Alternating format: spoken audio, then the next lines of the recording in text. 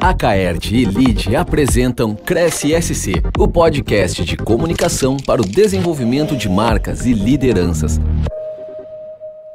Olá, sejam muito bem-vindos a esta edição especial do Cresce SC. Estamos no número 50. São 50 histórias que passaram por aqui e eu fico muito feliz de conduzi-las. Eu sou a jornalista Melina Calduro, coordenadora de conteúdo aqui da Rede de Notícias A Caerte, e hoje a gente vai falar de gestão, de associativismo, de publicidade e, claro, contar muitas histórias aqui. Eu tenho o prazer de receber o diretor executivo da Quadra Comunicação e atual presidente do Sinapro, Daniel de Oliveira Silva. Bem-vindo, Daniel. Muito obrigada por aceitar o nosso convite nesse dia tão especial. Obrigado, é muito legal estar aqui. Acho que é um programa que está fazendo bastante relevância no mercado e espero poder contribuir com algumas ideias e pensamentos para todo mundo. Que ótimo. Então, vamos lá, Daniel. Tu começou a tua carreira aos 17 anos.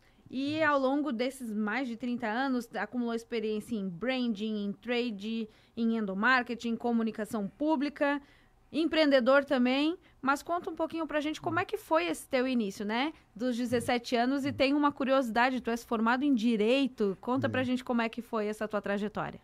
Então, eu sempre participei da Quadra, porque a Quadra é anterior ao meu nascimento. Eu nasci em 75 e a Quadra é de 73. Então, eu fui criado dentro da agência. A gente fazia muitas aulas de inglês, informática, datilografia, fazia aula de tudo, e no final desses cursos, contra turno do colégio, né, a gente ia para a agência e eu era muito curioso. Eu sempre tinha o hábito de perguntar tudo. Quando eu fiz 17 anos, terminei o terceirão da época, né, e fui fazer vestibular. Na época não tinha curso de propaganda, vamos dizer assim, propriamente dito. E eu achei que um curso que seria mais coringa para mim, entre administração e direito, eu achava que o direito poderia me abrir mais portas, caso eu não tivesse a vocação para publicidade, né? E daí eu fiz o primeiro vestibular, não passei, e daí chegou em março do ano seguinte, e eu fui falar com meu pai, eu quero trabalhar. E daí ele disse, olha, tu pode trabalhar, mas sobre duas condições. A primeira é que é para trabalhar de verdade, não é para fazer de conta. E a segunda é que não pensa que tu vais aprender alguma coisa antes de 10 anos. Então, assim, baixa a bola no começo. E assim eu comecei a trabalhar. Daí depois acabei passando, depois de 1 ano e meio depois, para a faculdade de Direito. Eu conseguia conciliar o trabalho na agência com a faculdade. Era meio corrido. Eu confesso que eu matei muita aula na faculdade para ficar mais na agência, que era a minha vocação. Então a minha carreira, vamos dizer assim, na publicidade começou cedo, mas eu acho que com um exemplo muito forte no mercado, né?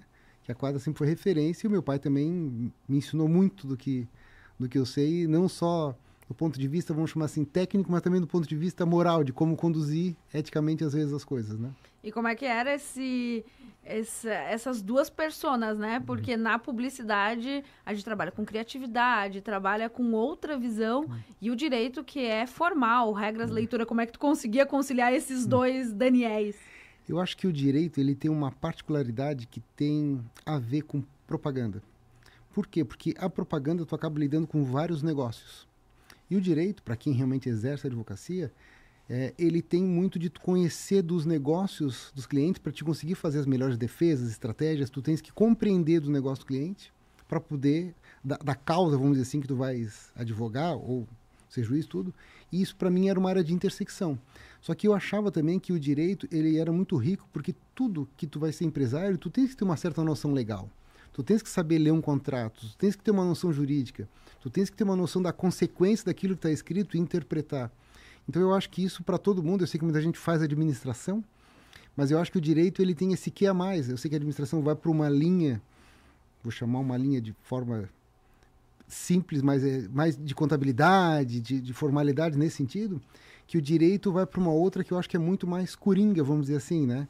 Então, eu acho que o direito, para mim, ele me complementou a minha experiência profissional, vamos dizer assim, né? E tu trouxe uma fala muito interessante, que o teu pai te disse, antes de 10 anos tu não vais aprender nada. Como é que foi? Realmente teve esse processo, essa criação? Eu acho que quando a gente começa, a gente já consegue ter noção de bastante coisas. Só que eu acho que à medida que tu vais passando por desafios e por ciclos, acho que toda empresa, todo profissional, ele passa por ciclos na sua jornada, vamos dizer assim. E eu acho que esses ciclos é que vai te dando experiência para te sobreviver ou te fazer vencer os novos obstáculos de forma mais eficiente. Então, eu acho que quando ele falou os 10 anos, é que eu acho que ele queria, e já estava me ensinando, dando essa noção, de que às vezes tu não pode pegar um trecho muito pequeno e achar que já sabe tudo, né? Então, eu acho que esses 10 anos realmente eles foram relevantes. O que ele não me falou é que a gente nunca vai chegar no momento de saber tudo, né? Eu acho que o mundo tem mudado mais a cada vez, parece que ele acelera essas mudanças. Então, eu acho que os 10 anos é para realmente tu achar que sabe alguma coisa. E quando tu acha que tá entendendo, o jogo vira, né? Exatamente. Fazendo um lado pessoal, né, eu sou muito, vamos chamar de religioso, espiritualizado. E tem uma questão que fala que a gente tem que ser humilde. Não humilde de simplório, mas humilde no ponto de vista de não achar que sabe tudo. E eu acho que essa humildade, para te ter ter o crescimento na vida pessoal, vamos dizer assim, ele também tem que ser aplicado no lado profissional, porque quem acha que sabe tudo é um problema sério. Eu sempre fiz assim, eu sempre foi assim.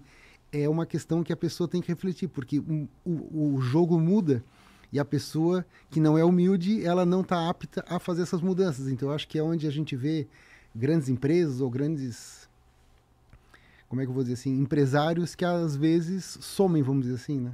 Exato, e eu até ia te perguntar, porque dos 17 anos para cá, tu passou por muita coisa dentro da agência. Então, como é que foi essa tua construção da liderança e essas etapas até chegar à direção executiva?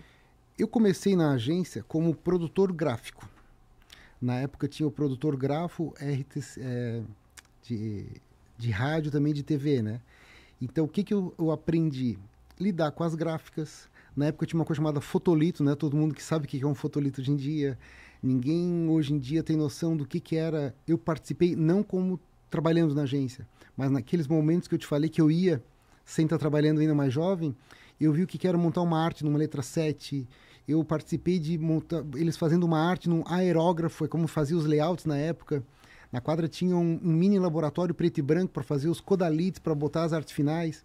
Então, eu acho que quando tu tens uma base dessa, tu tens uma noção maior da arte, né? E eu acho que, começando pela produção gráfica, participando das gráficas, vamos dizer assim, de como é que era o processo gráfico, como é que era o processo de produtora. Eu nunca me esqueço a primeira produção de um comercial que eu acompanhei como produtor, né?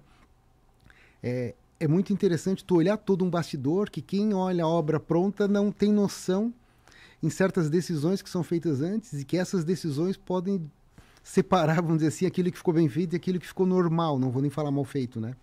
Então, eu acho que esse meu começo pela produção gráfica foi muito enriquecedor para eu entender um lado bem técnico.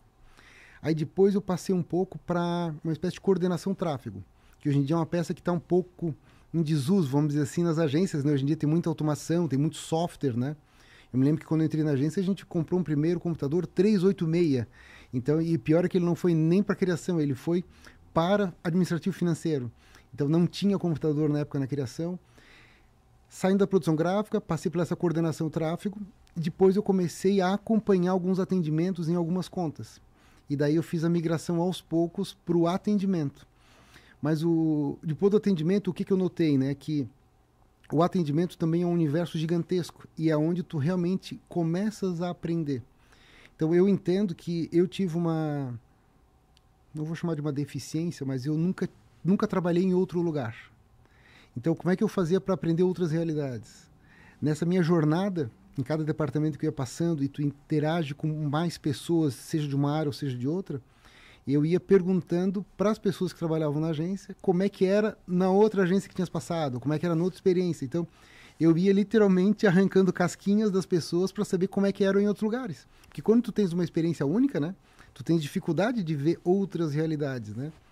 Então, essa foi a minha jornada. Daí, depois do atendimento, eu já acabei não migrando, né? O meu pai, muitos sabem, né? Ele faleceu em 2011 já, faz bastante tempo já. E a gente tinha uma divisão depois dessa minha etapa de atendimento, que foi, eu cuidava das contas privadas e ele cuidava das contas públicas. Então, nós tínhamos essa separação bem clara, assim, né? Claro que depois, com o falecimento dele, eu acabei tendo que abraçar tudo, né? Mas eu acho que é muito enriquecedor tu passar por várias experiências e essas experiências vão te somando, não só para te ter mais bagagem, mas para ti também saber cobrar e saber o que é possível ser feito. Saber o limite que tu podes apertar a porca das pessoas sem espanar, vamos chamar assim, né? E é bem legal te ouvir falar disso, porque para a gente que trabalha com comunicação, e a gente sabe que os profissionais dependem muito de criatividade, tem um lado muito artístico também. Então, a gente trabalha com muitos artistas que têm uma visão diferente da visão estratégica. Então, como tu falou, pressionar para resultados sem pressionar a criatividade. É toda uma dinâmica que isso a liderança ela vai trazendo aos poucos com o cotidiano, né? Sim. Eu acho que a gente tem o desafio na agência. Eu falo que nós somos prestadores de serviço de valor agregado. Eu até arrisco a dizer que arquiteto é semelhante ao nosso dia a dia, vamos dizer assim. Não temos produtos prontos, todos são sob medida, vamos dizer assim. E para ti saber qual é o momento onde tu tens que usar o tempo para ter mais criatividade, ou aqueles jobs onde tu tens que ter volume, tu tens que ter ritmo para te ser ágil e o cliente te exige essa velocidade. Então, acho que o desafio é todo mundo identificar se tu estás num tipo de job ou em outro. Para ti saber, até às vezes, tem gente na tua equipe que é melhor para, a gente fala brincando, né, multiplicar pão, né? A receita está pronta, é só desdobrar. Ou aquelas pessoas que são mais, gostam de pensar, gostam de sair do normal, não tem uma velocidade tão grande para desdobramentos, mas elas são muito boas para fazer algo novo e diferente. Então, acho que o gestor tem que saber enxergar as características da equipe, enxergar que tipo de job é, porque se tu botar na esteira errada, tu vai ter um grande problema. Ou tu vai ser lento, ou tu não vai ser criativo. E isso é extremamente importante nessa área. E tu falou uma parte bem importante referente à comunicação de empresas privadas e comunicação pública, que são diferentes, mas a entrega, entre aspas, é a mesma, né? Como é que foi para ti ter que lidar com esses dois mundos a partir do momento da perda do teu pai? Olha, o lado prático, técnico, é mais fácil. Porque daí eu já vou abordar contigo um assunto que eu gosto bastante, que é a lógica da venda. Eu vou te explicar melhor sobre o que é essa lógica da venda. Do lado mais político mesmo, é mais desafiador, porque são fatores que não são sempre claros e objetivos. Tem muita coisa que é subliminar. E muito fator externo. Exatamente. São variáveis que tu não controlam todos. Então eu falo que nesse lado político, às vezes os planetas se alinham e está tudo certo. E às vezes tu acha que os planetas estão alinhados e quando tu vai olhar, está tudo desalinhado e não dá nada certo. Mas faz parte do jogo.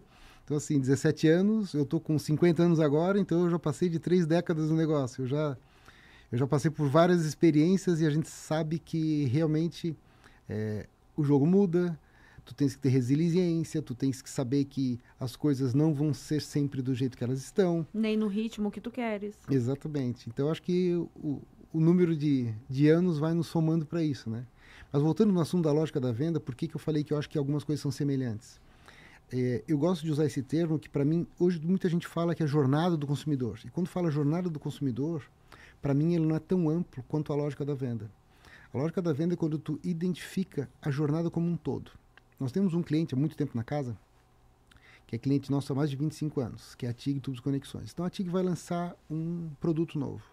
Quando ela lança esse produto, primeiro tem um P&D desenvolvendo, né, o produto. Depois ele é vendido para a força de vendas da Tigre, que vai vender esse produto para um comprador numa loja de material de construção, que depois o balconista dessa loja vai ficar sabendo, que vai ter um encanador ou um eletricista, para daí sim chegar no consumidor final. Então, ao longo dessa jornada inteira, não só do consumidor comprando lá no final, por isso que eu acho que quando fala só jornada do consumidor, ele é mais limitado, tu tens que saber os benefícios desse produto ao longo dessa jornada inteira. Porque para um encanador é diferente o argumento daquele produto do que é para o consumidor. Então, assim, eu acho que quando tu identifica todos esses pontos dessa lógica da venda, tu consegues fazer uma comunicação mais assertiva. E isso pode ser, por exemplo, para te atender uma secretaria. Nós atendemos bastante tempo a Secretaria de Educação. Então, a Secretaria de Educação tem alguns objetivos. Como é que tu vais cumprir esses objetivos? Tu tens que compreender essa lógica da cadeia como um todo. Quando tu identifica essa lógica, tu vais conseguir ter as melhores soluções, vamos dizer assim, né? E às vezes a criatividade é na estratégia, e não a criatividade numa chamada ou numa sacada, vamos dizer assim, né? Então eu acho que quando tu aplica esse raciocínio da lógica, porque a venda pode ser a venda de um conceito, pode ser a venda de uma mudança de hábito, né? A comunicação pública pode trazer muito disso, né? Ela tem essa possibilidade. Então, eu acho que isso é semelhante. Até simplificando a comunicação, eu acho que independente dos tempos que nós estamos vivendo, a comunicação, para mim, tem 2 fatores que são muito simples. É a mensagem e o meio. Qual é a mensagem que tu queres passar, qual é o argumento, teve época que falava no Unique Selling Proposition, o que tu estás vendendo, como é que tu vais vender esse copo. E o meio é se eu vou usar rádio, se eu vou usar televisão, se eu vou usar o Instagram, se eu vou usar o mídia exterior, o meio muda. E claro que daí tu tens que ter bom senso em saber que certas mensagens não são aplicáveis a certos meios, né? E aonde eu acho que a experiência vai fazendo. Mas eu acho que se tu for reduzir, é simples comunicação, tu entende? É mensagem e meio, sempre. Muito legal, principalmente quando a gente fala isso, uma mensagem não se aplica a todos os meios. Não. E isso é extremamente relevante da gente trazer aqui, já que o nosso podcast é sobre comunicação, é sobre liderança. E eu queria conversar contigo a respeito do associativismo. Tu tens um envolvimento bem grande, hoje presidente do Sinapro, mas também passou pela DVB e pela CIF. Isso, como é que foi? Que momento tu sentiu que seria o momento de partir para esse lado também? Acho que parte muito do exemplo. O meu pai foi sempre nesse lado do associativismo. Ele participou de conseguir a carta sindical para o Sindicato das Agências de Propaganda existirem. Eu acho que a Quadra, inclusive, é a agência do Sinapro número 1. Foi a primeira agência associada, vamos dizer assim. Claro que outros começaram no começo, né? Ele foi presidente do sindicato por várias gestões. Só que o que eu notava? Que isso dava relacionamento, mostrava uma certa liderança, e era uma maneira de cuidar do negócio como um todo, do mercado, tu entende? Tu não estavas pensando só no teu umbigo. Eu sei que tem muitos profissionais que participam do associativismo com o objetivo de o que eu vou ganhar com isso. Só que eu acho que a gente tem que ir para o associativismo com o coração aberto para o que eu vou fazer para o negócio ser, e não é para o meu negócio, é para o negócio como um todo. Então eu comecei muito jovem realmente também no associativismo com um convite para participar da CIF. Claro que numa diretoria ligado ao que eu sabia que era comunicação. Aí depois acabei indo para o Conselho Superior da CIF. Da CIF recebi um convite para ir para a DVB. Fiquei algumas gestões lá. Só que eu acho que quando vai passando também por várias entidades, tu vais ampliando o teu leque de relacionamento e tu vais ampliando o teu leque de experiência, de bagagem, de realidades com públicos diferentes. Se a gente fosse dizer que cada associação tem uma tribo, né? Tu vais passando por várias tribos e tu vais conseguindo ver situações diferentes, vamos dizer assim, né? E isso eu acho que é a experiência que a gente vai adquirindo ao longo dos anos, né? Isso é legal porque, como tinhas falado, entre aspas, uma deficiência de ter trabalhado em uma única agência, o associativismo, ele te dá essas outras visões de formas de ver o teu negócio de uma forma diferente, né? E a partir do momento que assumes o Sinapro, que para quem está nos ouvindo é o Sindicato das Agências de Propaganda, passa a pensar como o meio como um todo, né? Todas as agências. E aí, como é que foi para ti ampliar essa visão? Porque tem que ser bom para todo mundo, né? Deixa de ser o Daniel da Quadra, passa a ser o Daniel de todas as agências também. Eu acho que é mais do que ser bom só para o mercado. Eu acho que também no sindicato, a gente também participa muito de assim, a gente vê novos associados, pessoas que botaram agências há muito menos tempo do que nós temos com a Quadra, que passam por dificuldades. Eu acho que também é uma oportunidade de a gente criar relacionamentos ajudando as pessoas. Muita gente às vezes me chama no privado, vamos dizer assim, não oficialmente nos canais de Sinapro, como é que é isso, como é que é aquilo, como é que eu devo fazer no caso desse, eu estou com um problema aqui com o meu funcionário, que conselho tu me dá? Então eu acho que também é uma espécie de vitrine onde tu estás também à disposição para ajudar essas pessoas. Porque eu acho que aquela minha linha do lado mais espiritual, né? Eu acho que quando tu ajuda outras pessoas é como se tu te credencia para o universo para também ser ajudado. Porque todos nós precisamos de ajuda em alguns momentos, né? Em alguns desafios, né? Até tem eu era bem pequeno, eu li um livro, que eu acho que era Ensina-me a Viver, o título do livro. Mas eu gravei uma frase que dizia assim, homem algum pode vir a si mesmo, a menos que peça emprestado os olhos de um amigo. Então, eu acho que às vezes nós temos que ser esse amigo que vai ajudar essa pessoa a ver um problema que tu já podes ter passado, tu sabes vencer, só que tu tens que ser amigo dele para dar o conselho certo, né? Então, eu acho que isso é um fruto que tu colhes do associativismo quando também tu atuas dessa forma desapegada e não só de querer puxar para ti, como é que é, a sardinha para o seu lado, porque isso as pessoas não são bobas, elas conseguem separar quem é que está atuando para o mercado e quem é que está atuando para o individualismo, vamos dizer assim, né? E é bem legal, eu participei um tempo da CIF também, mesmo eu não sendo uma empresa, mas para entender justamente como é que funcionava e justamente por essa troca de experiências, porque saindo do que eu vou ganhar com isso para o que nós vamos ganhar, né? E pude perceber justamente isso, as empresas sendo parceiras, trocando figurinhas, eu não atendo isso, mas o meu amigo atende, então é um fortalecimento que tem como um todo de todas as empresas. Então, a CIF de Florianópolis, cada cidade tem a sua, ter esses convívios e esses momentos de troca, assim como o LEAD também é uma troca, né?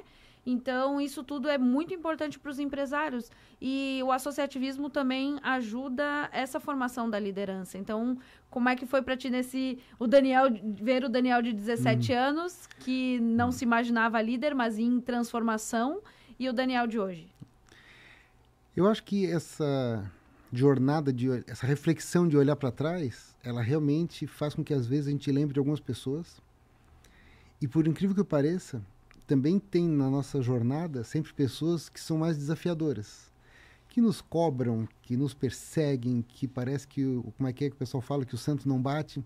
E por incrível que pareça, eu me lembro mais dessas pessoas porque essas pessoas te apertam e colocam a luz da lanterna em pontos de fragilidade que tu tens que mudar e melhorar.